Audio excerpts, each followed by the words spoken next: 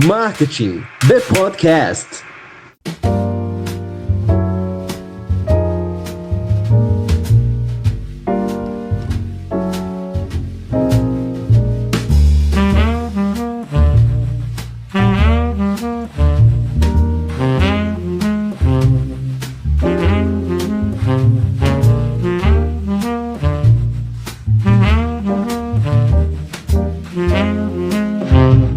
Apoio Bananalhama.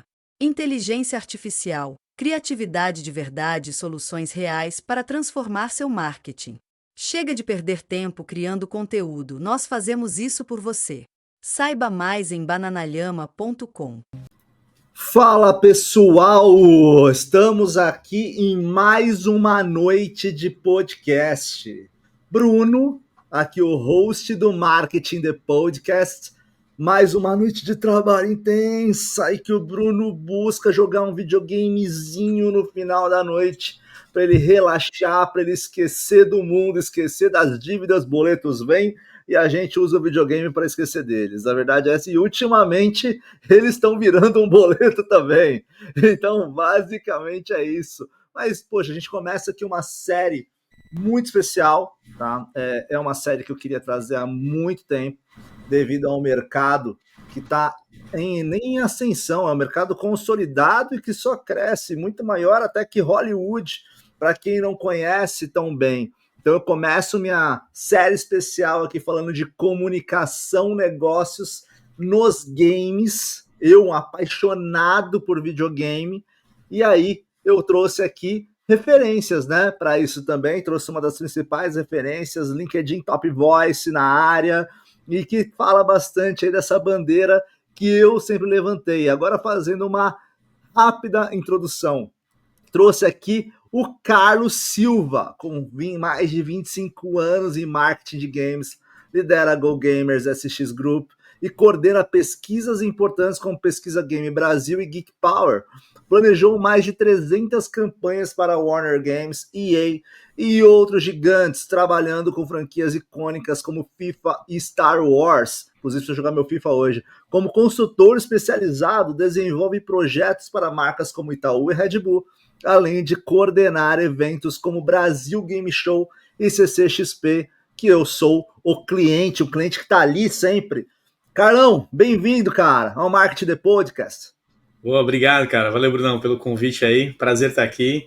E bora contar um pouco mais, falar sobre games, sobre jogos, sobre consumidor, sobre marcas, né? Hoje a gente tem uma conexão disso tudo, né? O jogador ele não só joga, ele vive várias coisas e a nossa ideia é sempre desmistificar um pouco aí dessa teoria do que está por trás desse jogador aí.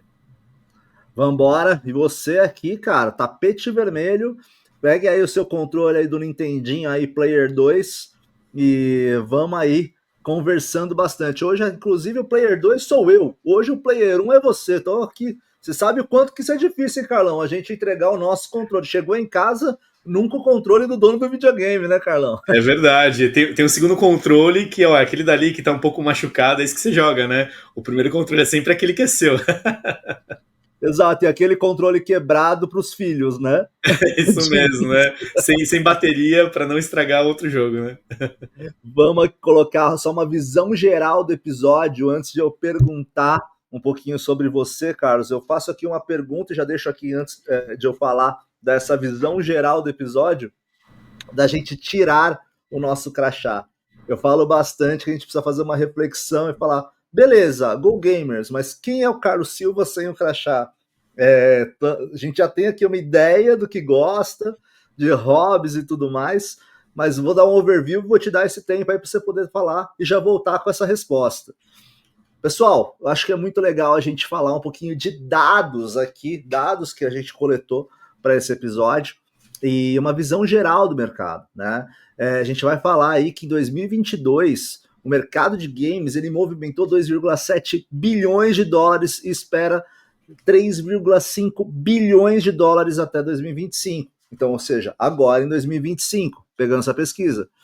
A gente tem aqui que a última edição, até um dado trazido aqui pelo Carlos, a última edição da PGB, nós tivemos 82% de brasileiros que consomem jogos e 44,2% se declarando gamer. Brasil é o maior mercado da América Latina. Número de jogadores da América Latina, 355 milhões. América do Norte, 244 milhões. Call of Duty tá ganhando espaço, hein? 73% dos brasileiros consomem jogos eletrônicos. Metade se identifica como gamer global. Espera-se crescimento anual médio de 3,1% entre 2022 e 2027, atingindo 213,3 bilhões até 2027. Carlão, vamos falar disso? Quero que você me fale um pouquinho quem é o Carlos aí, quem é o Carlos Silva, e já dá o teu overview sobre o mercado aí, cara, você que é o especialista. Boa, vamos lá. Bom, cara, falar sobre essa questão de tirar o crachá, né? Hoje eu posso dizer para você que a minha vida profissional e pessoal, ela é quase que a mesma, né? Então, se eu tiro o crachá da Go Gamers, você vai encontrar essa mesma pessoa com camisa de videogame, que joga, que curte, que gosta, né? Que tem amizades construídas ao longo da história por conta dos games e várias outras coisas. Então, sempre fez parte da minha vida, de alguma forma. Talvez eu nunca tenha imaginado lá atrás que seria algo que viraria uma profissão e que eu teria uma empresa focada dentro desse mercado e que estaria trabalhando do outro lado da mesa, né? Não só entendendo do jogo, mas entendendo como que o mercado atua, como a frente de negócios funciona, que é uma coisa totalmente diferente, né? Uma outra leitura, né? Traz uma visão que, às vezes, o consumidor na ponta não tem. Então, hoje eu consigo transitar dos dois lados, né? Mas é claro, né? Como jogador, sou exigente, quero o melhor jogo, quero o melhor preço, a gente quer a melhor experiência, a gente busca isso, e o meu trabalho acaba hoje conectando muito bem, né, nesse ponto, porque hoje, quando eu olho a Go Gamers, o que a gente faz é exatamente buscar esse entendimento do consumidor, esse entendimento daquilo que é a experiência do jogador, que é muito mais do que só o jogo, é uma questão de identidade, uma questão de estilo de vida, ela expandiu para várias outras frentes, né? Então, quando eu penso hoje no jogador e eu me coloco nessa posição, eu me enxergo lá dentro, né? E parece que é fácil, então, analisar? Não, não é fácil, porque uma coisa é a minha experiência, outra coisa é a experiência de várias pessoas hoje. Games é uma coisa muito popular, muito maior do que era na minha época de adolescente jogando em fliperama, né? Então tem um outro impacto, e um impacto de negócio, principalmente. Então, costumo dizer que eu trabalho e me divirto e trabalho ao mesmo tempo. É um pouco disso daí, né? E eu acho que, falando sobre o mercado aqui, né, Brunão, no mercado brasileiro mesmo, a gente vive uma ascensão, mas já estamos num cenário consolidado, onde games faz parte da cultura dos brasileiros. Então, se eu estou falando de uma moda, algo passageiro, algo que está começando aqui, talvez ano que vem não tenha mais, é claro que a indústria passa por ajustes, isso acontece, mas o consumidor, né, a experiência que ele tem, o envolvimento que ele tem, ele continua aí, né? Ele foi consolidando ao longo dos últimos anos, né? Desde os anos 80, do Atari, do Nintendo 64, PlayStation, Xbox, já estamos falando de cloud game, o smartphone que mudou completamente os modelos de negócio e o impacto para o consumidor, ampliou inclusive, né, trouxe um outro perfil de consumo que a gente não tinha. Hoje, mais da metade da receita global de games vem do mobile, algo que a gente nem imaginava. Caramba, mas e o console e o computador? Continuam lá, super importantes, né? Mas olha como mudou tanta coisa nesses últimos 10, 15, 20 anos, né? Então, realmente, é uma indústria hoje consolidada, é uma cultura presente o tempo inteiro na vida das pessoas, e o que eu posso dizer, só para fechar essa primeira introdução, né, cada vez mais a gente vai ver isso no futuro, porque quando você pensa nas novas gerações, os mais jovens, né, adolescentes e tudo mais, a geração Z, por exemplo, ela já nasce com videogame no dia a dia dela. Já tem um celular com jogo, já tem um computador em casa que dá para jogar, já tem um console em casa dos pais, né, ou de algum parente. Não é algo tão inacessível, né? Ainda que seja caro algumas coisas, mas games está aí, de alguma forma, né? Então as pessoas já entendem mais, então elas nascem já vivendo nessa cultura. O celular ajudou muito, né, Carlão? Também. Sem dúvida. Aí, né? Então isso faz com que realmente a gente tenha um envolvimento cada vez mais expressivo mesmo, né? Então games está para todo mundo? Sim, está para boa parte. No Brasil nem se fala, né? E aí é muito legal, você falou muita coisa aqui. E aí me abre vários leques, né? Várias abas aqui do Chrome quando você fala isso. A gente vive nossa bolha, né? A gente vive nossa bolha. A gente gamer, a gente vive muito aí a nossa conversa. E aí eu tava conversando com um grande executivo de uma agência, e aí eu conversando com ele, cara, eu era ranqueado no World of Tanks. Aí eu peguei e falei, cara, eu achava que ninguém jogava World of Tanks. Imagina, ganhava dinheiro, que eu não sei o que. Eu falei, cara, eu tô muito na minha bolha. A minha bolha eu brinco até, eu tenho um outro podcast que é o BubaCast. Tá. Boa. E aí, até porque é o Buba, né? Uhum. mais a base do dinossauro, e a gente fala um pouquinho desse mercado geek, né? A gente abre um pouco mais o leque. E eu falo o quanto que eu me tornei um nerd velho. Somos nerds velhos, né, Carlão? Somos, cara. A gente viu o começo disso tudo, de certa forma, né? A gente viveu essas experiências, e eu lembro até hoje, cara, fliperama. Fliperama era o que a gente tinha naquela época, né? Se não tinha videogame em casa, era uma coisa. Não que é barato hoje, mas lá atrás também era caro. Mas uma das formas que você tinha de acessar o consumo de jogos digitais era isso. Ou você tinha um videogame e você alugava um jogo, ou você ia em fliperamas e conhecia tudo aquilo, né? Então, ter vivido tudo isso também nos ajuda a entender que, cara, não parou aqui. Pelo contrário, vai continuar evoluindo. Daqui a pouco vai surgir uma nova tecnologia que vai levar games para um outro lugar, vai surgir uma nova forma de se comunicar. Os próprios jogos, né? O desenvolvimento ele vai evoluir consequentemente. A história das IAs que está aí o tempo inteiro bombando. Enfim, então a gente vive em constante evolução, e aí o que eu trago é sempre um ponto importante, né? A tecnologia conectada no nosso mundo, né? Esse mundo digital que a gente vive, não adianta, cara. Isso vai fazer com que games também continuem crescendo por conta disso. A tecnologia, ela é um aliado muito importante, né? Se a gente tem hoje a possibilidade de pegar um celular e jogar, eu e você agora, um jogo online, é porque evoluiu muita coisa a tecnologia, né? Então isso vai fazer parte, então é o que a gente viu nos últimos anos para a sociedade como um todo, e que ela ecoa dentro da indústria de games, né? E para a experiência do jogador. Então, eu acho incrível hoje poder jogar com pessoas, e muita minha experiência também de jogador, que eu considero muito importante, vem desse ambiente online. Eu fiz muitas amizades jogando online. Né? O sócio da minha empresa, eu conheci ele jogando Destiny, cara, pra você ter uma ideia. Né? Então... Gerou muito negócio. Eu tenho grandes amigos que abriram leques comigo porque eu tava jogando online, acabei conhecendo ali numa fase, a gente jogando junto, né? Pra falar fase aí pro pessoal, mas tipo, nos Battlefields da vida, né? Battlefields 4 da vida e tudo mais. E, cara, abriram leques absurdos, GTA V e por aí vai, né? Isso aí. Me geraram até negócios. E hoje eu me cobro de não fazer tanto isso. Mas aí a gente fica nessa questão do nerd velho, né? Do gamer velho, vamos colocar aqui para colocar de uma maneira meio informal. Quando eu olho para isso, eu falo, cara, eu sou a raiz do game. A raiz do game é aquele que não tinha essa questão de internet, de jogar no global, tal. Não, eu era o da Lan House, Counter-Strike ali no 1.6, né? Boa, belo clássico. Clássico, cara. Coca-Cola lá, fugindo da mãe para passar noites em Corujão. Jogando. Quem nunca, né? Quem nunca, minha mãe me batendo, saindo do Corujão, falando que só tava jogando videogame. E no final, hoje, eu sou um cara que gosta do single player. Single player tá correndo risco, Carlão? Cara, vou te falar que hoje o single player tá longe de correr risco. Sabe por quê? Porque tem até dados que a gente tem na própria pesquisa que falam sobre o consumo de jogos online e a experiência com franquias, né? E a gente vê de maneira bem expressiva como que o jogador tem um apelo principalmente pelos jogos que ele curtiu na infância. Então, se a gente pegar hoje, a maioria dos jogadores no Brasil são milênios, né? Na categorização que a gente fez de gerações, e é o público acima de 30, né, já nos seus 40 anos, é a nossa geração de certa forma aí, né?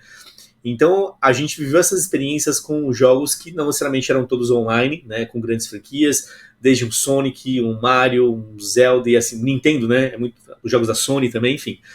E esses jogos continuam aí até hoje, né, e continuam gerando um impacto importante. É claro que, por outro lado, o jogo online ganhou uma perspectiva muito maior do que a gente tinha no passado, porque a experiência é muito melhor, muito mais fluida, é o que a gente falou aqui, né? Você permite essa socialização, o senso da comunidade, mas o jogo single player, que é um modo história imersivo, que é o que se busca, inclusive, né? Até dando uns highlights aqui de dados que a gente tem, quais são as premissas que hoje o jogador ele se sente influenciado e o que ele busca quando ele vai comprar um jogo ou baixar um jogo.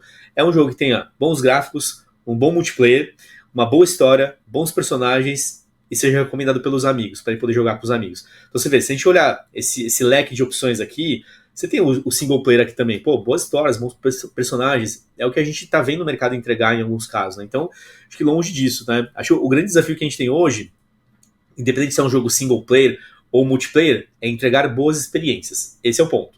Então, se você entrega uma boa experiência para o jogador, que é o que a gente busca, legal demais, é o que ele quer, né? Ele falou, eu quero um jogo multiplayer, eu quero uma boa história, bons gráficos. Se você me entregar isso de um jeito bacana, não importa se eu vou jogar, se está jogando sozinho ou com os meus amigos, tem que ser bom. né? Então é isso que se busca hoje, né? E é o que a gente, né, como jogador, no passado também buscava, né, e foi se encantando e foi crescendo com esse encantamento, e é isso aí, né? É o que a gente espera que o consumidor tenha na mão dele hoje também, né? Eu sou tão grato aos games, cara, porque eu lembro que, pô, eu tive alguns videogames, tive o Nintendinho, depois eu tive o Mega Drive, e aí eu fiquei anos com o Sega Saturn, cara. Anos com o Ah, que Sega. legal. Um clássico também. Adorava o meu Sega Saturn jogando meu Virtual Fighter. Sim. Eu tive a primeira experiência de Resident Evil. Cara, e assim, o videogame ele me trouxe muita coisa legal, né? E eu acho que é uma coisa que você olha para o mercado, hoje a gente, né, passou dos 30 a mais ali, a gente fala, pô, beleza, eu ficava no meu quarto fechado, com jogos que eram difíceis de passar, eu buscava entender a questão do Resident Evil ou outros jogos ali, mesmo sem entender inglês, que aí você buscava entender pelo raciocínio lógico. Eu juntei um dinheiro, comprei um dicionário de inglês e fiquei lendo em inglês para poder passar as fases do Resident Evil e entender isso. Isso me tornou um profissional resiliente, me tornou um profissional com conhecimento em inglês. Óbvio, até hoje eu não sou proficiente, não tenho proficiência em inglês, não sou fluente, mas eu falo inglês avançado. Justamente é o inglês de videogame, né? Se tornou aquela questão. E é muito comum, né? Muito legal. E acabou, né, cara? Porque agora, com as IAs trabalhando já a tradução, basicamente hoje a maioria já em português, isso pra gente, e também vê aí uma maior democratização dos jogos, né? Sim, nesse ponto, né, que você falou, é bem interessante, né? Como que os jogos eles tinham um papel lá atrás. Esse exemplo que você falou é muito bom, porque é isso aí, você aprendia, né, um idioma japonês. Cara, eu lembro do menu do Win Eleven em japonês e era um desafio. E eu conheço pessoas que se apaixonaram por japonês por causa dos jogos que jogavam naquela época e aprenderam e hoje são fluentes e tudo mais, né? Então, olha só que interessante. Era uma coisa, né? Aquilo tinha um movimento, né, e gerava um certo engajamento. Hoje o engajamento ele é outro. Hoje você vai para as comunidades, pô, eu quero fechar um jogo, eu não consigo. Você vai buscar conteúdo no YouTube, na Twitch, você vai entrar em fórum, no Discord, você tem amigos para conversar online e tudo mais. Você vai lançar essa dúvida dentro de algum lugar, alguém vai te ajudar. Então a relação ela é diferente. O seu aprendizado ele é outro. Mas eu costumo dizer que o engajamento ele continua existindo, né, de uma outra forma. Então você continua envolvido. Para você ter uma ideia, hoje o que as pessoas mais procuram como conteúdo na internet, quando se fala de jogos digitais, são dicas e truques. Não é o review, a análise. Por quê? Porque no final das contas eu quero fechar uma história, eu quero desempenhar a minha melhor performance com o personagem, quero montar a melhor build, eu quero saber qual que é a melhor estratégia em conjunto para o meu time para a gente estar jogando. Então, no final das contas, a premissa continua sendo a mesma, né? Você se envolver com o jogo, ter a imersão, ela tá ali. Só que a forma como você vive isso é diferente, né? E a questão da localização dos jogos, né, curiosamente, é um ponto que as pessoas até cobraram, né, muito, né? Poxa, mais jogos localizados vai permitir com que pessoas que não tenham acesso, talvez, à experiência de entender o idioma e tudo mais, então consigam jogar, né? Se você pegar jogos mobile, por exemplo, hoje, conversa muito com o público casual e com o público mais velho, inclusive, também, né? Gerações que conheceram videogame ou conheceram jogos digitais pelo celular, né? Quantas pessoas do trem jogando hoje em dia? E aí você pensa assim, pô, se esse jogo não tivesse uma localização, né? Caramba, talvez essas pessoas não estivessem jogando, né? Ou talvez estivesse fazendo o que a gente fazia no passado, pela intuição. Aí dependeria muito de uma questão do game design fluido para você conseguir entender o jogo, né? Talvez nem todo jogo funcionasse, né? Então, a localização ela trouxe uma riqueza importante, mas por outro lado, é isso que você falou, né? Pô, talvez a gente não vai ter mais as pessoas que vão aprender algum idioma, mas eu te trago outra provocação que é interessante, porque hoje, apesar de você não ter a questão do jogo, né, para você ter que descobrir tudo mais a questão do idioma, você tem a socialização e ela sim permite com que você tenha esse desempenho. Eu conheço amigos, por exemplo, que tiveram que aprender inglês para jogar com gringos, pessoas de fora, porque aquele jogo específico não tinha comunidade no Brasil. Pô, a maioria das pessoas estão na gringa. Então, assim, vou ter que jogar com o cara que está nos Estados Unidos. E tá tudo bem. Então, você tem que saber falar inglês. Então, você vai ter que deixar o jogo em inglês para você entender na linguagem dele e ter uma compreensão, né, justamente de diálogo, com o fone, às vezes, não na melhor qualidade, você se vira. Então, olha como mudou, né? Então, de novo, o engajamento, ele tá aí. Ele existe de uma outra forma, né? Então, isso é muito legal. Faz total sentido quando você fala de game design, né? E você ter que colocar ali o jogo em cada momento, você vai pensar em momentos das pessoas, momento do jogador, né? Quando você vai pensar nisso. E é muito legal essa visão que você está trazendo, porque é uma visão de negócios. Acaba sendo uma questão de design thinking, acaba sendo uma questão de negócios, né? Quando a gente fala disso. Uma outra coisa que me quebrou muito foi quando eu vi o Ludo, né? Quando eu vi o Ludo, eu falei, pô, mas quem que joga esse Ludo? Pelo amor de Deus. Aí, novamente, eu saindo da minha bolha, gamer, isolado, sozinho, e por aí vai, né? Sim. Uma coisa que eu ia te falar, né? Uma coisa que também eu acho que é bem legal a gente trazer para o mercado, agora já falando de comunicação de marketing. Eu estava entendendo um pouquinho do Fortnite, né? Entendendo um pouquinho ali da lógica do Fortnite, e eu sempre reclamei muito. Meu irmão adora Fortnite, eu sempre reclamei. Falei, tá jogando esse jogo aí, joga um jogo decente, né? Joga alguma coisa, joga um Rainbow Six, joga alguma coisa. E aí ele, não, muito legal, tá, olha esse show que vai acontecer. Aí ele colocou o show do Travis Scott. E aí, consequentemente, você escolhia o tênis que você queria usar no show do Travis Scott. Travis Scott chegava de Marte, ou sei lá, de um planeta criado no Fortnite. E você estava com várias pessoas acompanhando o show do Travis Scott perto dele, interagindo com ele dentro do jogo do Fortnite, que necessariamente é um jogo de FPS meio fantasioso. Se a gente vai pensar nisso, e aí eu estava discutindo um pouco com acho que foi o episódio da Photo Room, se não me engano, e eu batendo um papo sobre essa questão de criação, de IA e tudo mais. Olha que maluco, porque no final das contas a gente está falando sobre a gente não ser ali o que a gente é na vida real, mas sim o que a gente gostaria de ser. E isso abre um espaço para a gente ter múltiplas personas e as marcas, consequentemente, terem elas estarem presentes, mas além disso, elas terem o real engajamento e a conexão com o teu público, né? Dentro da gamificação, né, Carlos? Cara, isso é muito legal. Esse exemplo que você deu do Fortnite com o Travis Scott foi um divisor de águas mesmo, porque ele trouxe uma percepção na época onde a pandemia estava pegando, né? E aí você fala assim, caramba, tinha 12 milhões de pessoas conectadas em um jogo ao mesmo tempo vendo um show. Se a gente fosse pensar isso na vida real, é impensável talvez você juntar 12 milhões de pessoas num estádio, né? Por mais que um estádio caibam muitas pessoas. Mas tinha, né? Foi realmente algo que chamou a atenção. E ali todo mundo entendeu um pouco mais sobre as possibilidades de como que games estava se tornando algo maior, que não era só o jogo, era uma plataforma de entretenimento que conectava cultura, música, filme, cinema, série e por aí vai, né? E no final das contas, quando a gente pensa no jogador hoje, ele vive tudo isso, né? Ele é uma pessoa que ele vive várias experiências. Ele pode ser motivado inicialmente pelo jogo, mas ele gosta do entorno dele, seja do evento, seja das coisas conectadas, das marcas que trabalham essa questão dos produtos e serviços para público de games. Então ele gosta disso tudo, né? Então ali realmente foi um marco, e o Fortnite, na minha visão, como modelo de negócios, foi quem conseguiu se consolidar muito bem, né? Em entregar uma plataforma onde a própria comunidade ela pode construir em conjunto, aonde as marcas podem se associar a esse universo e aonde eles têm o papel de fomentar com conteúdo, com parcerias, com collabs, trazendo grandes eventos, né? As coisas inimagináveis acontecem lá. O show do Travis Scott, da Ariana Grande e tudo mais estão ali. Eles vão fomentar isso. Mas a comunidade, ela constrói, ela socializa, as marcas vêm ali e acabam apoiando. Recentemente teve uma collab que foi de Mentos, né? Foi bem legal. Cara, criaram uma bazuca temática, pensando na Mentos, né? Que era a mistura, claro que eles usaram a mesma mistura que a gente conhece, né? A Coca-Cola com a Mentos, né? Que tem aquela explosão. Mas usaram uma linguagem onde a Mentos se misturava com o líquido e ela criava uma explosão. Cara, não faz todo sentido, né? Melhor estratégia possível de você conectar uma marca, entender o propósito dela, entender o que ela tem para entregar de divertido dentro de um jogo que é um dos mais populares do mundo hoje. Né? Tem mais de 16 milhões de pessoas simultâneas todos os dias. Pô, cara, você tem que estar ali. Então, e aí vai num outro ponto, né, de uma visão de negócio que é importante, que é você precisa estar onde o público está. E hoje o público está dentro dos games, com certeza. Porque ele está ali dedicando horas. A média hoje do brasileiro, por exemplo, é de 1 a 3 horas todos os dias. Então ele está ali consumindo o jogo o tempo inteiro.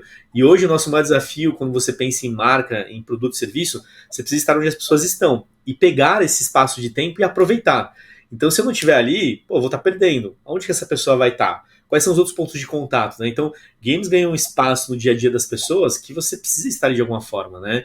Então, por isso que a gente começou a perceber esse movimento de diversos setores interessados, né, justamente em desenvolver melhor as suas estratégias, seu posicionamento de marca para o público de games. Porque é isso, eu preciso estar conversando com essa galera que ela já tá ali. Né? É mais ou menos o seguinte, tá rolando uma festa do Travis Scott. Como que eu chego nessa festa? Eu vou chegar de terno, vou chegar de Nike, vou chegar de bermuda, de skate. Como que eu me posiciono para eles? Como que eu agrego na experiência? Então não adianta você vir como desconhecido, você tem que entender que tem alguma coisa acontecendo e é um desafio hoje.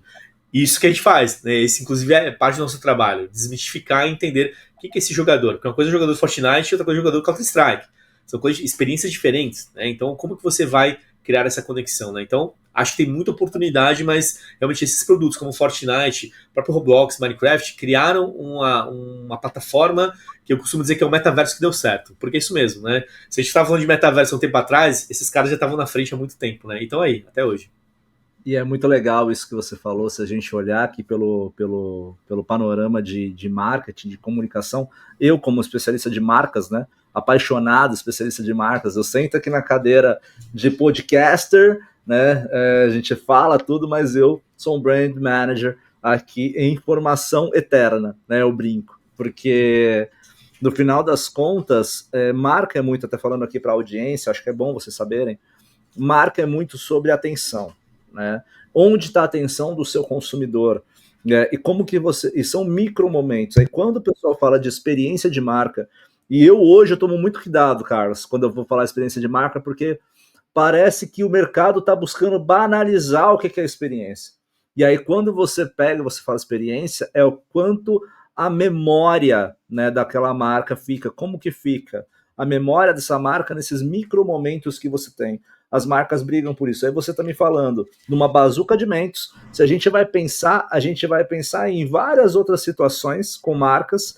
Qual que é a ressonância disso? Pô, é uma edição limitada que você pega no jogo, custou R$15, que você consegue hoje pagar, né?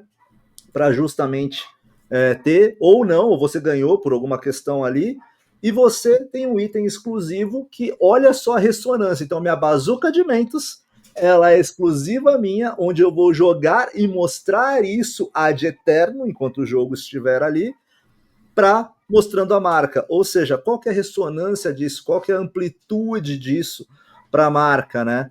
E é muito legal quando você fala de comunidades. E aí é muito legal isso, porque é a questão do marketing de comunidade em si. E o marketing de comunidade é muito sobre a questão de o pessoal do Counter-Strike é um, o pessoal do Fortnite é outro. O pessoal que joga Age of Empires, olha eu sendo velho de novo, Age of Empires é outro, Diablo outro, e por aí vai. É isso aí. E são mercados que, para se conectar, as marcas precisam de uma Go Gamers, né, para poder entender esse momento de ativação digital que cada vez mais tem que conversar com o físico, né, Carlos? Sim. E aí até eu já te peço uma apresentação da Go Gamers, propósito da Go Gamers, que você fale um pouco disso como especialista nossa aqui. Boa, legal. Olha, quando a gente começou com a Go Gamers oficialmente, né, foi ali em 2019, a empresa já existia desde 2017 no grupo, que é o SX Group, que eu faço parte, né, já trabalhava também, na época, já dentro da empresa, desde 2015, mas 2019 foi quando a gente oficializou mesmo como empresa. E ali, a gente tinha uma visão de mercado. Por que eu te falo que a gente tinha uma visão de mercado? Porque foi antes da pandemia. A pandemia veio em 2020, consequentemente, logo na sequência. Então, ali, a gente começou a perceber que nós tínhamos um trabalho, que era um produto já consolidado no grupo, que era a Pesquisa Game Brasil, já existia desde 2013, quando o GTA V foi lançado, para você ter ideia. Então, a gente tinha um material que ele era muito rico já em comportamento e consumo. E aí, quando a gente olhou aqui, eu falei assim, olha, de repente aqui está uma coisa que a gente precisa realmente definir como pilar de negócio para nós aqui, porque o mercado agora, depois da pandemia, e o mercado de não só a indústria de games, mas os mercados estavam buscando entender o que ia acontecer, né? Como que eu posso ainda montar as minhas estratégias, vender os meus produtos, engajar o meu público com a minha marca, me posicionar, e games estava ali, né? Realmente games ganhou o holofote. E naquele momento a gente definiu esse pilar de negócio. Beleza, então pesquisa, entender sobre consumo, aprofundar ainda mais, entender toda a jornada de consumo, vamos aprofundar aí esportes, marcas, influenciadores, tudo que fazia parte realmente da experiência do jogador, a gente começou a trabalhar, né, e a criar essa evolução de estudos que a gente tem. Então, basicamente, são pesquisas? Sim, são estudos que a gente faz para justamente trazer essa leitura e que ela serve como um direcionamento estratégico para que você desenvolva um bom projeto, uma boa campanha, não importa o que seja. Você quer desenvolver um jogo, você quer fazer um evento, você quer fazer uma ação em collab com alguma marca, não importa. A gente tentou buscar justamente trazer uma leitura muito completa do jogador, não só no Brasil, na América Latina, para que a gente conseguisse ser como se fosse um guia mesmo. Galera, tá aqui, ó. Começa por aqui. Esse é o jogador. Quando você faz segmentação para cá é uma coisa, o jogador do Fortnite é esse cara aqui, os esportes é uma outra coisa, é o competitivo, é o espectador. Então a gente começou a trabalhar nesse sentido e a gente definiu de fato, né, esse grande objetivo que nós temos hoje, né? Ser uma empresa, a Go Gamers, que ela faz parte da indústria de games, numa camada estratégica, onde muitos dos projetos que eu trabalho eu nem posso falar, porque eles estão numa camada ainda até confidencial, né, do que está acontecendo, mas é isso, a gente conseguiu de fato trazer e continuamos, né, trazendo essa leitura de dados com o objetivo de trazer melhores estratégias para os negócios, né? Esse é o nosso ponto, né? A gente trabalha com a indústria de games, com essas várias marcas que hoje atuam no mercado, que buscam cada vez mais estar bem conectadas, né? Porque o marketing de games ele vai evoluindo o tempo inteiro, né? A experiência do jogador também. Uma coisa é o Counter-Strike há 15 anos atrás, outra coisa é o Counter-Strike agora, como esportes, competitivo, times, atletas, é totalmente diferente, né? Então a gente tem também um desafio de acompanhar sempre essa evolução, né? Então eu costumo brincar que a gente tenta sempre procurar a nossa versão definitiva de estudos, mas isso é impossível, porque a gente sempre está em constante evolução. O jogador, né, o consumidor, a gente acaba acompanhando isso. Então, de fato, hoje é nosso grande propósito, né, trazer esse entendimento do consumidor para que a gente tenha cada vez mais experiências legais, né? No final das contas é isso, né? Agregar para a experiência do jogador. O jogador já está aí, consumindo, gastando, investindo tempo e tudo mais, ele já é apaixonado por isso. Como que esse entorno ele colabora ainda mais. Então, esse é um dos nossos papéis aí desse trabalho consultivo de pesquisa também, né? É claro que é só um parênteses importante, né? A gente também trabalha numa parte focada em gamificação como solução de negócio, né? Que é uma outra coisa diferente do que a gente está falando de pesquisa, mas por que é importante mencionar? Que quando você pensa hoje, por exemplo, em algumas questões de campanhas promocionais, treinamentos, algumas coisas relacionadas a coisas que não necessariamente são com jogos, né? Mas que essa camada gamificada pode ajudar, cara, é onde a gente entra também. Então, isso é um outro pilar de negócio da Go Gamers, né? Eu gosto muito de dar um exemplo do Duolingo, né? Se a gente pensar no Duolingo, o Duolingo ele é uma plataforma de aprendizado, sim, ele é isso, ele te ensina vários idiomas e tal. Mas qual que é a camada que torna ele diferencial de tudo? A camada gamificada, né? Ele tem um mascote, ele tem vários minigames, ele tem rank, ele tem vários estilos de jogos, modos de jogos. Isso cria uma experiência mais lúdica, né? Cria uma coisa diferente do que a gente tem no modelo tradicional. Não é você pegar uma apostila e ficar lendo aqui e absorvendo, muito pelo contrário. Então, gamificação também é um outro pilar de negócio que a gente traz e que a gente conversa com empresas que não tem nada a ver com games, mas que entendem que games, como mecânica, como técnica, pode ajudar em soluções de negócio. Então, tá aí um pouco da Go Gamers, da missão que a gente tem, no geral. Eu gosto muito de analogia, né? Se a gente vai fazer uma comparação aqui, fazendo uma transição de mercado e uma transição de tempos, né, de gerações, você ouvir falar de um livro é diferente de você ler o livro e ter a experiência de ler um livro, né? Isso é muito diferente também, assim como videogames. Você ouvir falar de games, aí a gente vai para gamificação, né? Ouvir falar e você ter a experiência de jogo, de você estar dentro, é muito mais memorável, mexe com outras situações, né? Na sua questão de memória, na sua questão de interação. Vou trazer aqui, até pedir uma pausa para você, porque eu vou trazer aqui algumas informações aqui para a audiência, para a gente puxar uma outra paixão minha, Carlos. É Palmeiras. Muito bem, tá em alta, cara, então tá tudo certo. Uma grande paixão minha é Palmeiras, mas futebol em si, não só futebol americano, basquete, né? Jogo meu basquete. Se eu não jogar também não respiro, né? Mas assim, falando para vocês aqui da nossa audiência, a gente tem aí, o Brasil tem uma grande audiência em esportes, com milhões de espectadores em jogos como League of Legends, Free Fire, Valorant, Counter-Strike. Isso cria oportunidades, patrocínios e publicidade. A Twitch Recap 2024 mostra um engajamento alto. Exemplo, Valorant teve 263 milhões de horas assistidas, indicando oportunidades para marcas em streaming. O crescimento do mercado brasileiro de games, 2,8 bilhões projetados para 2026, atrai investimentos e as marcas podem se associar a desenvolvedores e eventos. Por que eu estou trazendo isso? E até eu vou trazer uma questão da Kings League para você, Carlos. Você trazer. cada vez mais a gente vê a gamificação para empresas como a Duolingo. Estive recentemente no Simul Summit, acompanhei a palestra da Duolingo, tá muito, né? Até estava mexendo nesse documento, que eu estou fazendo um resumo sobre todas as palestras que eu ouvi no Simul Summit, foi muito legal. E aí eu tô vendo muito sobre a Kings League, chegou como um meteoro. E aí você vê os times hoje em dia, o que era irreal em outros tempos, você tem os times de esportes que estão aí ganhando premiações milionárias, times que são Fallen, você fala aí de outros, né? Coringa, outros aí streamings que estão aí milionários, aí vamos colocar assim, trabalhando com videogames, coisas que era inimaginável nos anos 90 para mim. Né? Eu falo sempre que eu deveria ter continuado jogando Counter-Strike. Todo mundo se questiona mesmo. Porque se até o Neymar foi lá jogar Counter-Strike, tá vendo aí, né?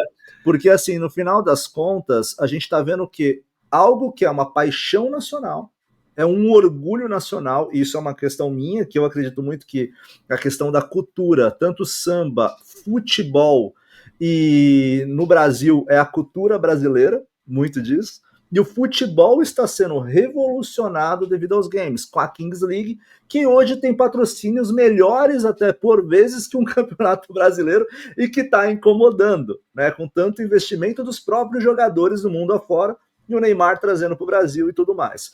Quando você fala disso, só de uma Kings League que tem uma gamificação do futebol, lotando o Allianz Parque, você está falando dessa influência cada vez mais forte de games, não somente ali na tua tela, mas no teu estilo de vida. Essa proporção é muito grande. Quando foi que a gente viu essa virada de chave, Carlos, você que acompanha há tanto tempo, de times, de equipes concentradas em casas que hoje tem? Fui em eventos, uma camiseta ali de times, né, da Fúria, por exemplo, tá R$300, é uma briga, tá lá atrás, são times contemplados, onde tem CEO, onde todo mundo tá atrás. Quando foi que a gente viu, de fato, até o esporte ser afetado pelo mercado de games? Legal, bacana esse ponto, que ele traz algumas conexões, né, você pensar no futebol, que é algo tão presente também na cultura do brasileiro, né, não tem como a gente pensar, você pensa Brasil, você fala Brasil, mundo afora, Ronaldinho. A camisa 10 da seleção brasileira é muito mais importante que o presidente. Exatamente, a camisa 10 ela é icônica pelo Pelé, futebol, enfim, então tem tanta história, né, que ela ecoa e tá aí. Né? O que a gente percebe é que quando você tem a gamificação sendo aplicada, né, como você bem colocou, né, o futebol gamificado e a Kings League vem com uma novidade, é porque games hoje não é algo desconhecido para as pessoas, é porque gamificação torna realmente uma leitura mais dinâmica, torna a coisa mais interessante para um certo público, né? Principalmente esse público que já cresce com a cultura dos games. Falamos aqui, né? A geração Z, por exemplo, os millennials que cresceram, né, e que hoje vivem games como um todo, eles possivelmente podem ter esse interesse de uma forma diferente quando se fala de uma Kings League que traz um formato, né? E o que a gente percebe, né, aí voltando um pouco aí na nossa timeline, né, quando se fala de esportes existe há muitos anos, né? A Riot trabalha com League of Legends, cara, há 15 anos. O League of Legends ele foi pensado para ser um jogo competitivo, né? Se a gente voltar até nos anos 80, tinha competições, não de esportes com esse termo, mas tinham competições de ranking. Eu lembro que a própria Nintendo ela promovia, né, alguns torneios para você, beleza, quanto de pontuação que você faz aqui? Isso era competição. A competitividade sempre existiu nos games de alguma forma, né? Seja você jogando um jogo com várias pessoas ou jogando um single player para você ranquear. No fliperama, cara, você ia ranquear, né? Para ver, deixar teu nome gravado lá, né? Então, a competitividade, ela começou a ganhar mais notoriedade quando esses jogos, principalmente com Counter-Strike, League of Legends, começaram a ganhar relevância, principalmente naquele público espectador. Cara, eu gosto de jogar, mas olha, que bacana ver esse cara jogar e ele é melhor do que eu, por exemplo. E tá tudo bem. Né? Então começou a trazer esse novo perfil, que é um perfil hoje bem mais definido, que é o perfil do espectador. E isso começou a acontecer, cara, uns 10 anos atrás. Mas os esportes, quando você pensa no holofote que ele ganhou, e aí eu falo também da indústria de games, foi durante o período da pandemia. Na pandemia, todo mundo entendeu que o jogador estava ali e esportes estava ali também. E esportes foi uma porta de entrada muito importante para diversas marcas, diversas ações, diversos projetos. Muitos times de esportes surgiram. O próprio Valorant, ele foi lançado nesse período de pandemia. Né? Ele surgiu ali no meio do caminho e virou o que virou. Né? Então, o que a gente percebeu é que nos últimos 5 anos a coisa ganhou uma proporção maior nesse sentido. Né? Mas foi um trabalho construído, né, e consolidado ao longo de muitos anos, né? Então, publicadoras que acreditaram nos produtos, né, que justamente pegaram, como a própria Ubisoft, né, Rainbow Six, é um jogo que tem 10, 15 anos também. Eles pegaram e criaram um cenário competitivo, eles criaram os torneios, eles fomentam a comunidade, trouxeram os times, e hoje as organizações são independentes, mas é aquilo, né? Você vai construir aquele ecossistema para que ele se consolide a longo prazo, né? E é desafiador, cara, você lançar um produto hoje no mercado, um jogo que ele vai criar uma comunidade e vai perpetuar 10, 15, 20 anos e a perda de vista, né? Não é tão simples, né? Então é investimento, é tempo, é profissionalismo, é equipe, é um monte de coisa envolvida, né? Então não é tão simples você colocar no mercado isso. Mas o que a gente viu foram produtos que conseguiram chegar lá, né? E consequentemente, organizações que conseguiram surfar muito bem essa onda, né? Você pega a Fúria hoje, pô, é um dos times mais emblemáticos do mercado. Você pega a W7M, é um outro time muito consolidado internacionalmente também. Você pega o Fallen, pô, o cara é um ícone do mundo do Counter-Strike, né? E assim por diante. Tem vários exemplos aí que a gente poderia trazer aqui, né? Que consolidaram essa história dos esportes, né? Então, hoje, o que eu percebo é os esportes também estão buscando novas formas, novos modelos de negócio. E a Kings League surgiu como essa oportunidade. Poxa, eu tenho aqui um futebol que, cara, eu gosto de futebol, eu sou brasileiro, tá? Então eu gosto de videogame e gosto de futebol. Você gosta de videogame e gosta do Palmeiras, né? Então, por que não dar essa atenção para a Kings League que vem com uma proposta nova? Poxa, mas os times que estão ali, pô, é a galera da Loud, pô, é a galera da Fúria, pô, tem o Gaules narrando ali, a galera da Tribo. Ah, eu vou lá para ver como é que é, né? E de repente a coisa começa a ganhar esse ar divertido, né? Essa nova forma de consumir esse entretenimento e ganha esse espaço que a gente viu aí, né? Várias marcas se envolvendo, investimentos de grandes nomes aí, o próprio Neymar, cara, né? Você vê o pôster da Kings League, é uma mescla de grandes nomes de streamers do mundo de games e esportes e a galera do mundo do futebol e esporte de maneira geral. Até entretenimento, cara. A Ludmilla tem um time dentro da Kings League, né? Então, quando você olha tudo isso, né, você vê, caramba, olha que coisa nova, diferente, e vira mais uma coisa complementar ao ecossistema dos esportes, né? E é o que a gente fala, né? É uma coisa de evolução constante. Talvez daqui a alguns anos vai surgir uma outra coisa diferente que vai complementar ainda mais a experiência do jogador.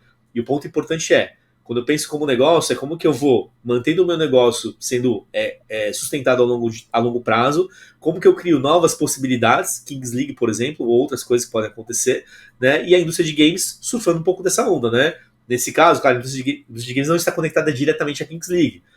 Será? Talvez um dia possa estar? Não sei, né? Ela tem um outro foco aqui nos esportes competitivos. Mas estão ali, né? Transitando com quem? Com o mesmo consumidor. Brigando pelo quê? Pela audiência deles. Porque hoje o tempo das pessoas, ele é um só. Né? Então, como que você consegue, né, entregar boas experiências, né? Para que esse público continue engajado. Né? Não acho que no futuro, talvez as pessoas vão abandonar games e olhar só a Kings League, né? Não sei. Imagina talvez as pessoas que estão nascendo agora, nesse ano, daqui a 10 anos, consumindo Kings League. Talvez não vai ter tanto apego com os games, né? Olha que maluco, né? Pode ser, pode ser. Então, são coisas que vão acontecer ao longo do tempo, mas que são interessantes a gente acompanhar, né? Como evolução de mercado, né? De mercado mesmo. E é muito legal a gente falar isso, porque para mim, o mercado de games, eu acho que até é legal a gente falar isso para a audiência, ele dá aula de comunicação e de inovação ano após ano, né? Eu vou dar vários exemplos aqui. Eu acho que alguns exemplos a gente pode citar, e até se eu falar uma besteira, Carlos, por favor, tá? Adoro que discordem de mim. Basicamente, eu acho justo e dá um alimento à discussão aqui, aos ensinos. Eu falo, poxa, beleza, se você me perguntar, Bruno, qual que é o seu jogo da vida? Meu jogo da vida é Metal Gear. Eu amo Metal Gear. Basicamente, agora vai sair o Metal Gear, né? O 3, né? O Snake Eater. É verdade. Eu tô louco aqui olhando, às vezes falo, cara, mas preciso ter tempo pra jogar, que você sabe, olhando, mas eu quero ter, né? Mas esse é um jogo que lá dos noventistas, de fato, começo dos anos 2000. Mas tá ali lançando, vai inovar, vai voltar ao mercado e vai reinventar um jogo que já era sucesso e vai perdurar por mais tempo e vai ter uma cauda mais longa. A gente vai trazer aqui a questão do próprio GTA V. GTA V, eu lembro, Carlos, a primeira vez que eu comprei GTA V foi em 2013. Eu trabalhava com tradução no centro de São Paulo, ali na República. Eu na fila para comprar o GTA V de Xbox 360, cara. Olha aí. Eu tava na fila brigando e tal. Eu não sei mais quantas vezes eu recomprei o GTA V. aqui, até no meu PS5. E aí eu falo, poxa, olha que ensinamento de marca, já que a gente está falando de branding, que as indústrias, que as empresas de games dão. Você olha para as 3 empresas sólidas hoje de games, você vai falar do quê? Vai falar de consoles, né? Vamos falar da PlayStation, vai falar da Xbox, vai falar da Nintendo, né? Se a gente vai falar das 3 principais frentes. Quando a gente fala da Nintendo, a Nintendo nunca brigou com os dois para ter melhores gráficos. A Nintendo não tá nem aí pro gráfico. A Nintendo quer saber da questão de diversão. Isso é um posicionamento claro, né? Justamente aí quebrou recorde com o Switch, agora com o Switch 2 e tudo mais. Se a gente vai para PlayStation e Xbox, que estão ali numa briga de exclusivos e tudo mais, mas um já se posicionando mais para uma central multimídia, o outro ali para a experiência do jogo. Ou seja, é posicionamento, e os games ensinam muito isso até hoje, né? Rainbow Six eu achei que aquela questão seria uma questão que acabaria ali, ia voltar para o single player. Imagina, eu era um garoto que não sabia de nada. Hoje eu olho e falo, cara, Rainbow Six tá lá, competitivo. E a cauda longa. E com a IA, né, Carlos? E aí eu faço até uma pergunta para você. Tô esperando, na verdade, até um pedido e assim, uma pergunta. Quando os boss, os chefes dos jogos, serão por IA respondendo por uma questão causal? Quando? Em breve, né? Ah, cara, aí acho que a gente tá vivendo uma coisa bem acelerada hoje em dia, né? Você deu um histórico bem interessante, né, de como que era a nossa experiência no passado, você comprar o jogo físico, você ter experiência e tudo mais, tal. Hoje é tudo muito mais rápido, né? Você faz a compra agora e meia-noite e ele tá baixado na sua máquina, né? Eu lembro quando eu comprei o Red Dead Redemption, o primeiro, né? Eu cheguei em casa, fui instalar ele, trocentos gigas, e era 1 da manhã, e era um produto físico. Fui jogar no dia seguinte, porque não dava. Então, olha como mudou, né? Então, é interessante observar que a indústria ela foi também evoluindo nesse sentido, e ela com certeza, como eu comentei inicialmente, a tecnologia ela é sempre um aliado da indústria. Então, se a gente tem hoje uma experiência interessante de consumo de jogos, também é porque a tecnologia evoluiu. E a inteligência artificial, ela também vai ter esse papel.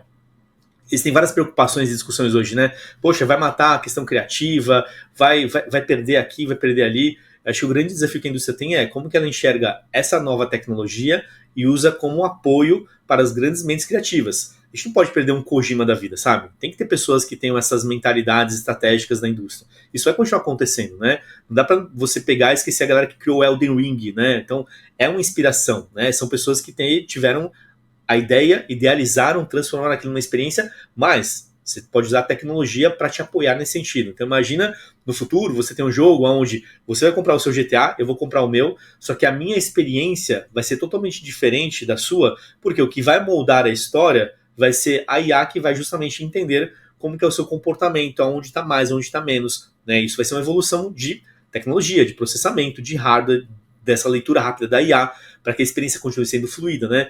Isso vai acontecer, né? Se eu não me engano, no evento do ano passado, não lembro exatamente qual foi o nome do evento, mas era um de tecnologia, eles apresentaram um boss, né, que era como se fosse um bicho com um monte de tentáculos e tal, e ele reagia de maneiras diferentes, dependendo do tipo de ação que você fazia. Porque normalmente você pega um jogo hoje, ele tem padrões, né? Então, basicamente, você vai pegar um boss do Elden Ring, o que você tem que aprender? Padrões dele. Só que são vários padrões, né? Só que imagina isso multiplicado 1000, 10.000 vezes, né? Dependendo da sua atuação. É isso que vai acontecer. Imagina uma conversa no jogo onde você vai ter uma ramificação de possibilidades quase que infinitas por conta das decisões. A gente tem hoje isso aplicado de uma certa forma, mas é roteirizado. Não é tão dinâmico como poderia ser. Então a IA, na minha visão, ela vai vir com esse papel, né, de criar experiências únicas. Caramba, a minha experiência foi essa. Só foi qual? Caramba, eu fui pra cá, fui pra lá.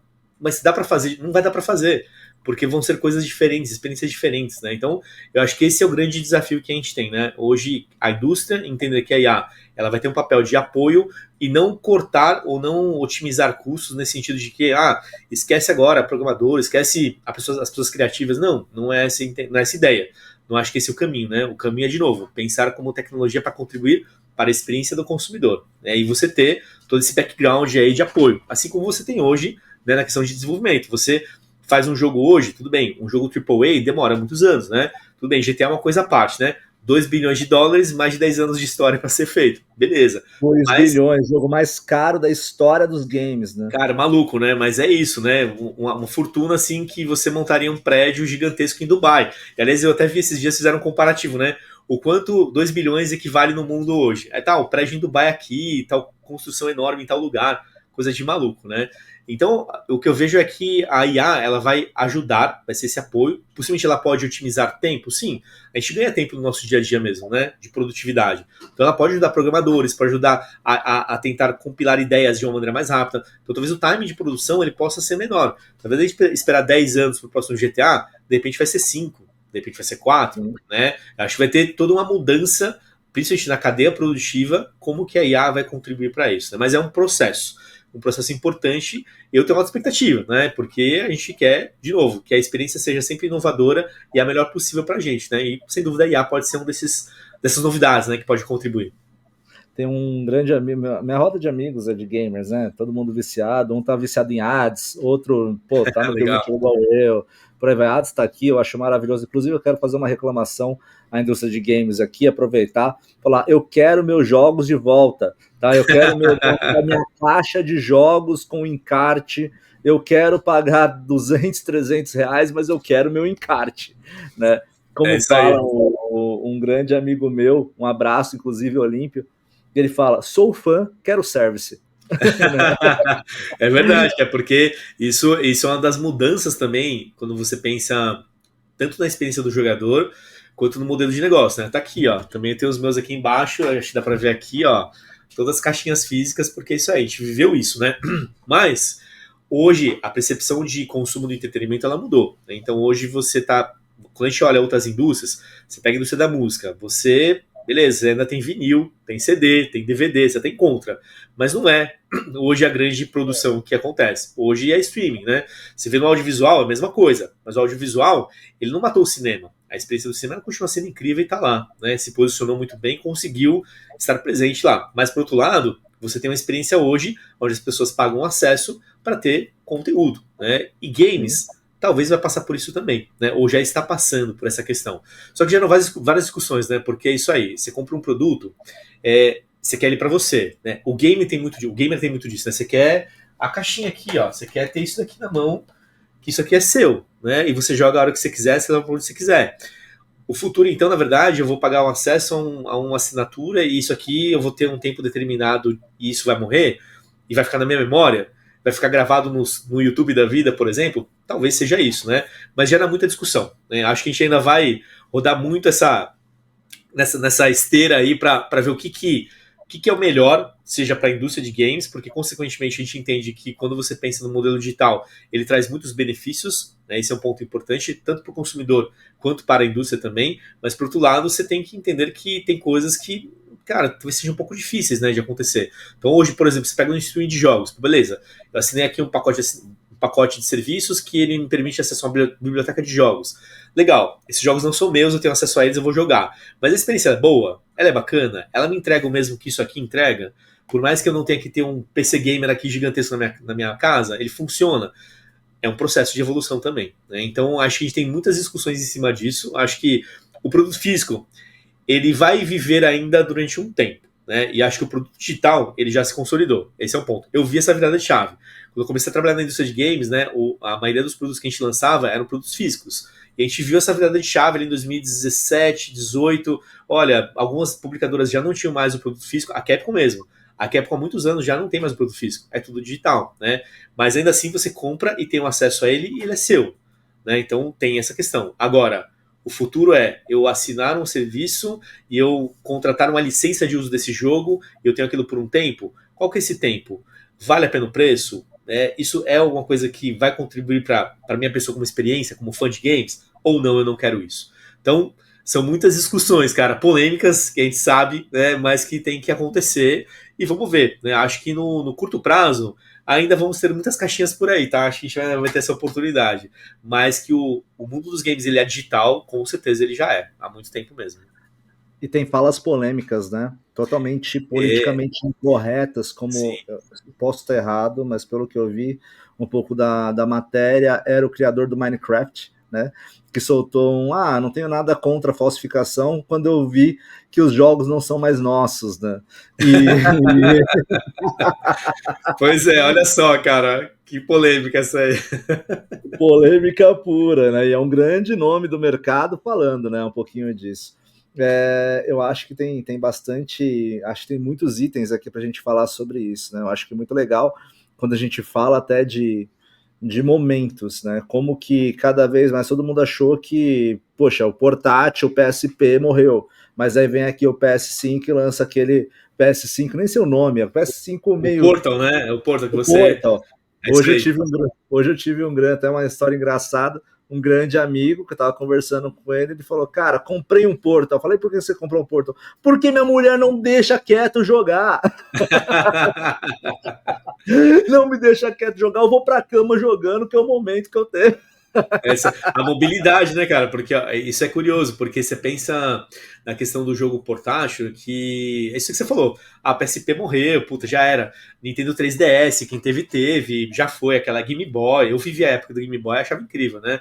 Então o portátil ele teve sempre um poder importante na influência de games na cultura e tudo mais, né? Mas ele perdeu espaço, isso é verdade, né? Ele ficou um pouco menor. Mas nunca deixou de ser importante para muitos fãs. O sucesso do Nintendo Switch é porque ele, claro, ele tem algo a seu favor, né? Ele tem franquias muito proprietárias que não tem como brigar, ele tem uma forma de consumir games que é diferente, né? Tem uma experiência diferenciada no console, então isso contribui. Mas, com certeza, o portátil ele tá aí. Não é à toa que a Xbox anunciou, não é à toa que a MSI também tem uma versão portátil, você tem várias outras soluções. Por quê? Porque o mundo da mobilidade ele é uma realidade.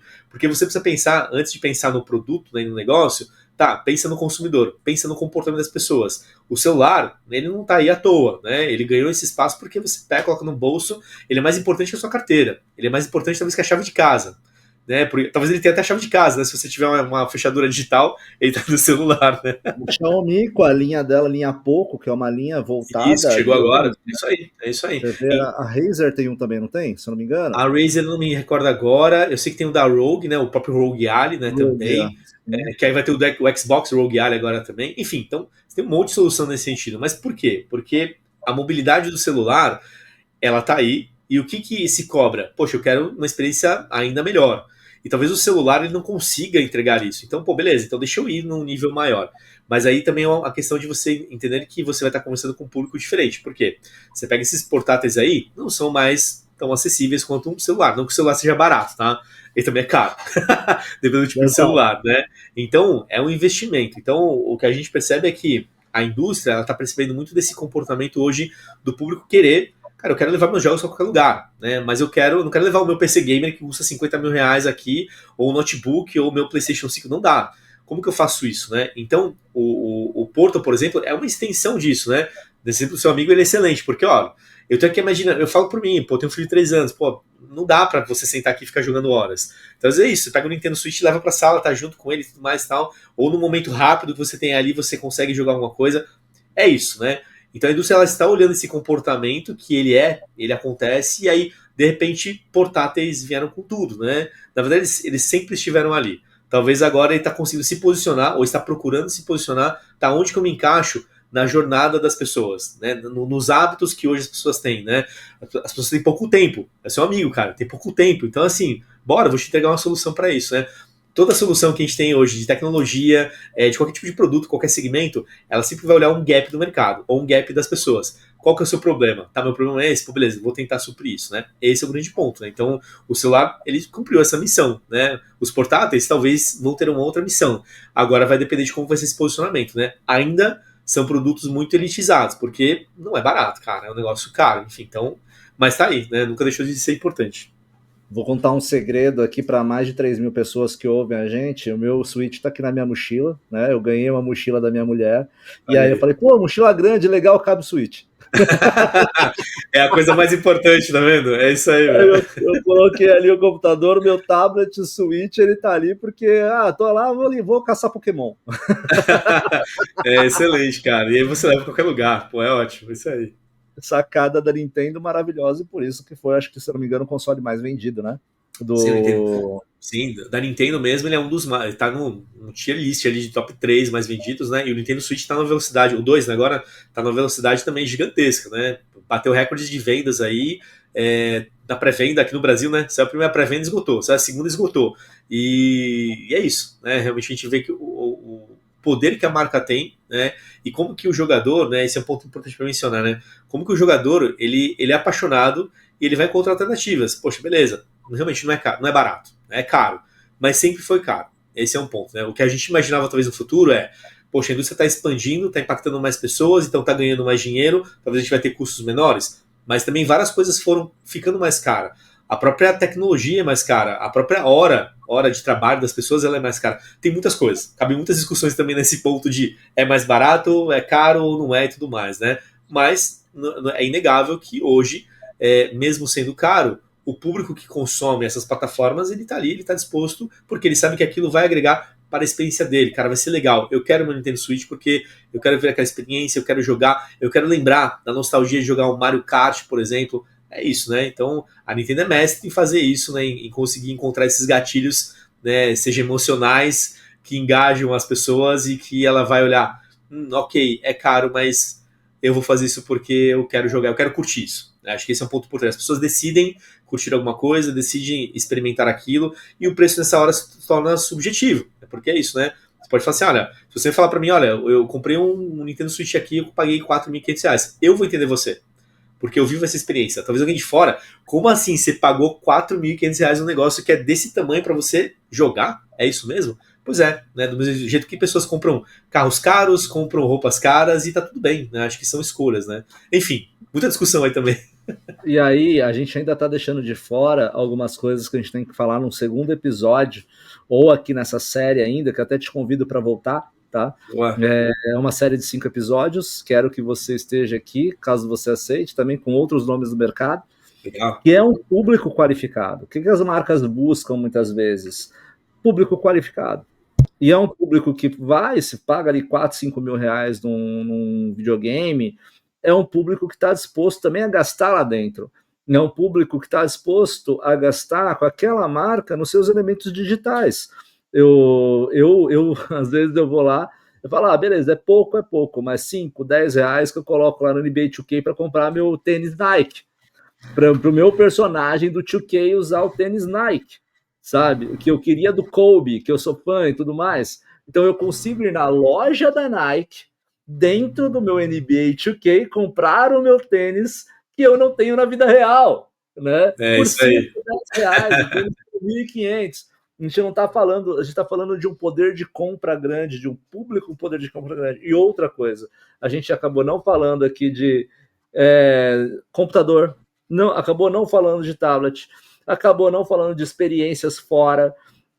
Mulheres que agora, óbvio, ganharam o maior holofote dentro do mercado gamer, mas ainda, né, majoritariamente é um mercado masculinizado, né, ainda.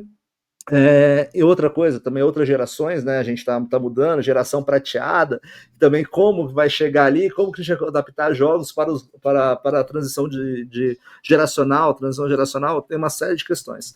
Mas eu queria fazer uma pergunta que com certeza a audiência que está acompanhando é um tema friendly, né? Vamos colocar dessa maneira, é um tema que a galera vai gostar muito e vai procurar saber, e até ouvindo você, Carlos, disso. Beleza, eu mesmo pensava, como eu trabalho com games? Eu gosto de game, eu quero trabalhar com game. Então tem muitos estudantes de comunicação que acompanham, né, até empreendedores, jovens empreendedores, tudo mais, que acompanham o nosso programa. O que você indicaria para quem quer trabalhar com games? Aí queria que você desse um overview do mercado, pessoal. Boa, bacana. É sempre um ponto interessante mesmo, né? Porque como eu comentei, né, eu não imaginava um dia fazer parte disso tudo, né, estar envolvido como eu estou envolvido hoje no mercado de games, trabalhando com uma empresa que, né, tem essa premissa de fazer parte da indústria. E eu posso dizer para você que hoje a diferença que nós temos de alguns bons anos atrás é porque o mercado evoluiu bastante e essa expansão que você teve na indústria, ela trouxe outras necessidades. Então, quando você pensava na indústria de games lá atrás, 20 anos atrás, você pensava sempre na parte de desenvolvimento. Então, preciso ter aprender tecnologia, programação, eu preciso aprender sobre animação e tudo mais e tal. E conforme os anos foram passando, isso foi mudando, né? Hoje, a cadeia produtiva, ela, claro que o coração é a parte que desenvolve os jogos, com certeza, né? É onde traz a vida, né, e a experiência do jogo em si, mas tem toda uma camada no seu entorno dessa cadeia produtiva, né? Tem áreas jurídicas, tem áreas de logística, tem áreas de experiências, tem áreas de conteúdo, tem áreas de marketing, publicidade. Vamos embora, né? Aí você pega e expande mais, né? Você tem criadores de conteúdo, você tem streams, plataformas. Você pode trabalhar em uma marca que tem uma iniciativa de games, por exemplo. Aliás, eu trabalhei em banco durante 15 anos. E com quem eu mais trabalho hoje, nos últimos anos, são bancos que trabalham com iniciativas para o mercado de games e que tem profissionais lá dentro especializados em games, para pensar em produtos qualificados, produtos de banco, né? Cartão de crédito imobiliário e tudo mais tal, para o público de games. Olha que maluco, né? Então hoje o que eu vejo é que a gente tem muitas oportunidades. E acho que o primeiro ponto é o ponto de partida. Não é só você gostar de games, que isso é uma coisa bacana, falo por mim, né? Paixão sempre ajuda, vai ser o que vai dar uma atração maior, mas o que você quer desenvolver como profissional. Eu quero ser um profissional de publicidade, eu quero ser um programador, eu quero ser um criador de conteúdo, o que eu quero fazer? Porque com base nessa sua, né, intenção, nesse seu interesse, né, em trabalhar com algum tipo de profissão, desenvolver uma profissão, você vai poder fazer um deparo e olhar, beleza, na indústria de games, aonde que eu me encaixo aí? Né? Então esse é o grande desafio que eu indico as pessoas a fazerem esse exercício, né? Não só olhar para dentro de si e a primeira resposta, quero trabalhar com games porque sou apaixonado, beleza, isso vai ser o seu motivador, mas o que você vai fazer ali dentro? Porque é ali dentro, né, como profissional, que você vai realmente se capacitar. Aliás, o que eu acho muito legal, que nos últimos anos eu vi isso acontecer com frequência, no passado, para você trabalhar com games, você tinha que ir para fora do país, era isso, né? Não importava o que acontecia. E o que eu mais vejo, e essa é a parte legal, né? Muitos profissionais brasileiros que estão lá fora, em grandes estúdios, representando grandes marcas da indústria de games também, e estão lá, né? Apostaram, arriscaram, acreditaram, né? E estão vivendo isso. O legal é que a gente pode ver isso agora aqui. Né? Essa é a diferença. Né? Então você tem oportunidades dentro do nosso território. Você tem vários estúdios aqui no Brasil, você tem várias formas de se conectar com as pessoas, né? Onde eu imaginaria talvez que a minha empresa, focada em soluções de negócio, gamificação, pesquisa, trabalhar com o mercado de games. Isso era uma coisa que não existia no passado, né? Hoje é uma necessidade. Então, eu trago essa provocação, né? Então, traga assim a sua paixão, ser apaixonado, tá tudo certo, né? Acho que é um negócio legal, mas entender quem que você vai crescer como profissional. E aí sim você vai lá e cai de cabeça, né? Então, é um bom ponto para começar. Acho muito legal. Eu estive aqui com o ex-CEO da NBA, Rodrigo Vicentini, e ele passou aqui pelo podcast e ele falou, cara, eu nunca joguei basquete na minha vida. Olha aí. Nunca. Eu sou baixinho, eu não sei jogar basquete, e eu vejo que muito do pessoal chega falando, nossa, eu sou fã, quero trabalhar, isso aqui. A primeira pergunta que ele fazia, pergunta não, na verdade, o maior conselho que ele fazia na entrevista, ele falava, olha, eu sei que você ama basquete, eu sei que você tem teu time do coração, mas você está disposto a perder talvez esse amor? Né? Cara, e é desafiador, viu? Porque eu vou te falar que trabalhar com algo que você é apaixonado tem um risco também, porque você tem que ter um senso crítico muitas vezes, você tem que ter uma visão separada, até para que você tenha um bom envolvimento como profissional, porque é muito fácil você se perder. Eu tô jogando aqui, tô trabalhando e tá tudo certo, né? Eu acho que tem que ser desse jeito, porque eu sou apaixonado por isso, e aquilo te enviesa. E você muitas vezes vai trabalhar com produtos, franquias ou marcas que não necessariamente você tem uma experiência. Então, por exemplo, eu como jogador, eu não gosto muito de jogos de terror, não é minha praia. Mas, cara, eu trabalhei com a Capcom, eu fazia campanhas de Resident Evil, né? Trabalhei com vários produtos que envolviam terror e tudo mais e tal, e eu tinha que entender para justamente conseguir fazer uma boa campanha de comunicação, uma boa estratégia. Então, isso é difícil. E aí eu tirava o crachá coração apaixonado e vinha o profissional de marketing, publicidade, social para analisar aquilo, beleza, vamos para cá, vamos para lá. E essa parte importante também, né? Claro que eu trabalhei com produtos que eu sempre gostei muito, né? Mortal Kombat, que tá na minha camisa aqui, coincidência do fliperama, adoro, fiz campanhas incríveis, lancei o Mortal Kombat 11, foi sensacional. Mas você tinha momentos que a paixão ela tinha que estar guardada para que você conseguisse falar, isso aqui vai dar errado, isso aqui é bacana, isso aqui talvez não seja bacana. É um mix de sentimentos, cara, assim, você vive isso o tempo inteiro, mas acho que essa provocação que você colocou, ela é bem importante mesmo, né? A paixão ela é legal, ela ajuda, mas quem que você quer ser nesse mundão aí? A parte boa é que esse mundão, ele realmente é um mundão que tá aqui do nosso lado, né? Tá aqui no Brasil, tá próximo, não é inacessível como a gente pode imaginar, né? Muito pelo contrário, tem muita a indústria, a cadeia produtiva funciona muito forte aqui no Brasil. O Brasil é um território estratégico para o mercado de games, para o mercado de entretenimento. Então, cabe aí fazer uma avaliação aonde você se encaixa melhor para desenvolver o melhor papel em cima disso e crescer, cara. É essa a ideia, né? O mercado precisa de bons profissionais também, né? E é engraçado isso que você falou, né? Porque chutando um pouco também aqui o roteiro, chutando várias coisas, agora a gente já saindo da parte de comunicação, falando de paixão e de história, né? Dos games, acho que poucos vão lembrar disso. Você falou do terror, né? Eu adoro terror, né? Eu adoro terror, adoro filme de terror, adoro as coisas. Mas poucos filmes de terror assustam tanto quanto um jogo de terror, né? É verdade. Eu me lembro num evento que eu acabei, antes do VR, essas coisas, estava no começo do VR e já era muito imersivo. Joguei o Exorcista, né? No VR, onde eu me transportei. Nossa, ali. Cara, que doideira. Eu larguei aquilo, eu queria tirar aquele negócio, esqueci que eu tava com capacete. E aí, cara, loucura. E outra coisa, só vai entender o que é terror quem jogou Fatal Frame na vida, né? Quem jogou Fatal Frame, quem jogou Silent Hill lá na essência, o The Room, para mim, marcou muito, e até surgiram aí grandes lendas, né, do japonês. Na verdade, se baseou muito, né, o Silent Hill em grandes lendas japonesas, né? Sim, Vila cara, Illuminati. Nossa, o Fatal Frame foi um desses caras que fez eu perder o interesse por jogos de terror, porque Fatal Frame é um negócio absurdo. Mas aquilo, né? Para fãs, existem fãs. Acho que essa é a parte legal também, né? Você tem jogo para todo mundo, por isso que você consegue ampliar esse leque de pessoas que consomem games hoje, porque você tem diversos gostos, né? Diversas faixas etárias, consequentemente, então isso também contribui. Isso é muito legal, né? Então, você tem que estar preparado para isso, né? Para trabalhar essa magnitude hoje que a indústria oferece, isso é muito legal. Mas é isso, a paixão ela é bacana, né? Mas você tem que dosar isso para você fazer um bom trabalho, né? Então, jogos de terror, trabalhei com alguns, como eu comentei, né? E acredito que eu tenha feito um bom trabalho, não era a minha paixão. E tá tudo bem, né? E tá tudo certo, e bora pro próximo, vamos nessa. Ser um bom profissional é o que a gente sempre conta bastante, né? E é o que a gente espera mesmo. Eu já tava de olho no Silent Hill aqui novo, aqui. Eu tava vendo aqui a promoção aqui na minha PS Store. E aí, olhando, pô, que legal, assombroso, hein? Legal demais para jogar. Mas aí a única coisa que eu falo que eu tenho medo quando eu começo a jogar, eu falei, tô me sentindo uma vez, eu tava no. Acho que era Silent Hill The Room, tá falando com um menino, aí eu voltei, o menino não tava lá.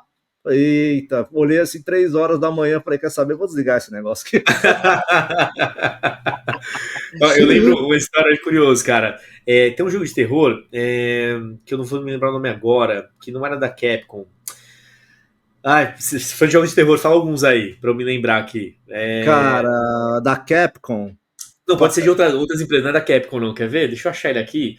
Cara, porque ele é bem pesado, que você também não tem equipamento, você tem lanterna, tem que andar no meio dos lugares estranhos. Tem o estilo Slenderman, tem Bruxa de Blair. Nossa, tem tantos hoje em dia, né, cara? Eu vou te falar aqui, cara, porque tem uns bem legais. E aí, então, aí teve um que eu tive que fazer um estudo, porque acontece, né? Outlast, achei aqui. Outlast 1 e 2.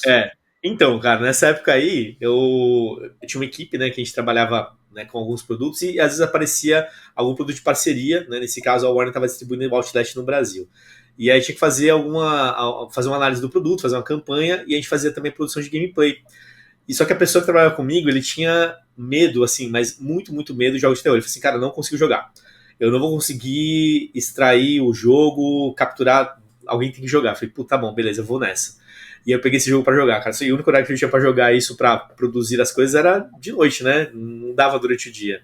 E, cara, que experiência tenebrosa, meu. Porque eu lembro que eu tinha uma meta, que eu tinha que jogar o quê? Eu tinha que produzir um certo volume de conteúdo, né? Uma meia hora mais ou menos, era o suficiente.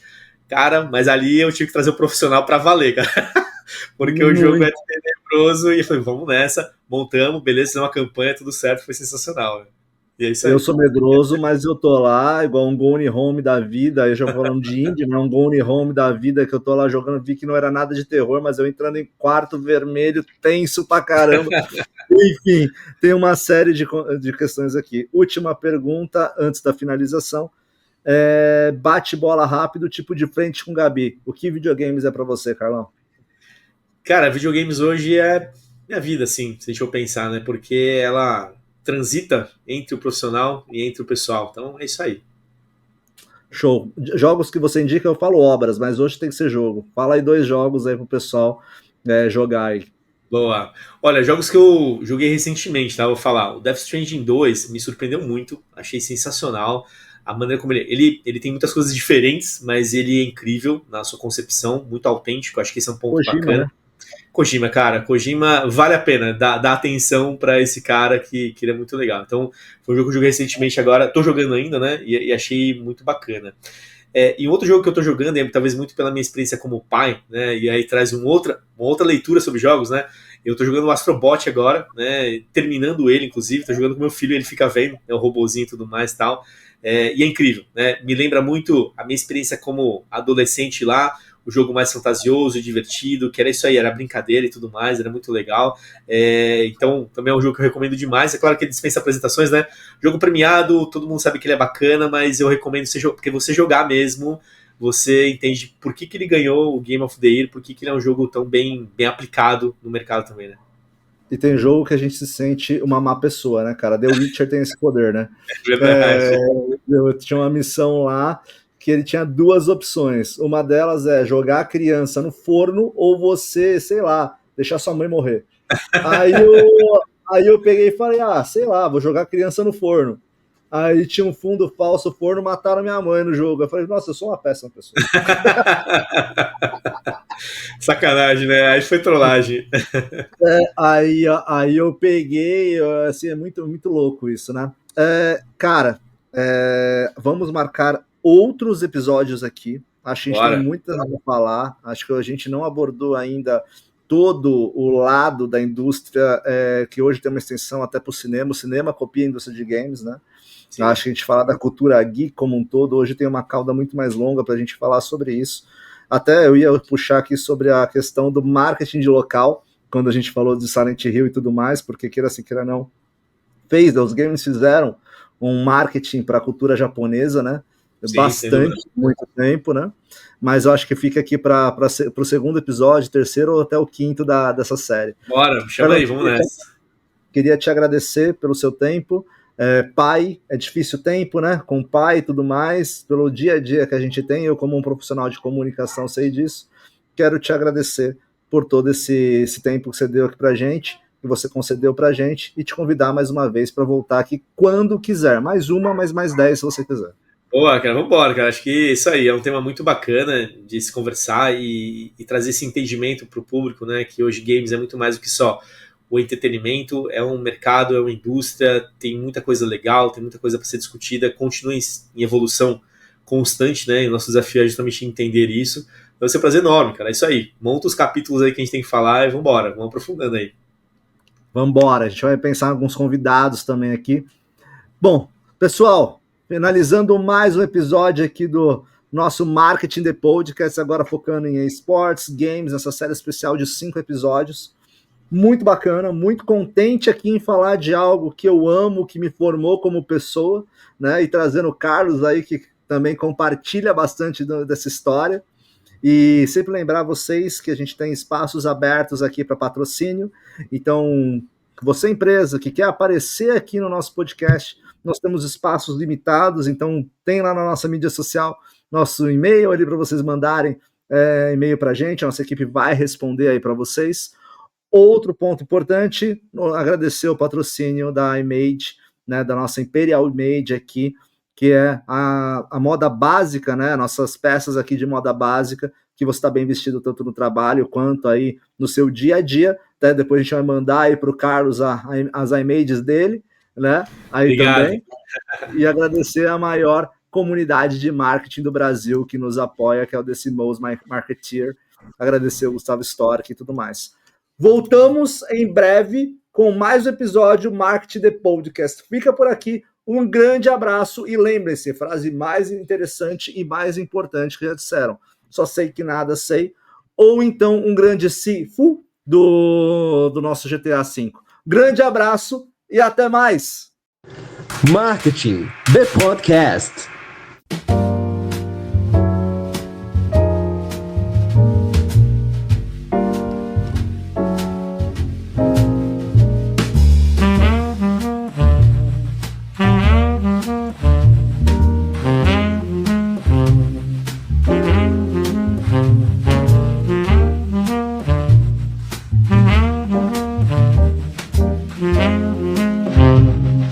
Apoio Bananalhama. Inteligência artificial, criatividade de verdade e soluções reais para transformar seu marketing. Chega de perder tempo criando conteúdo, nós fazemos isso por você. Saiba mais em bananalhama.com.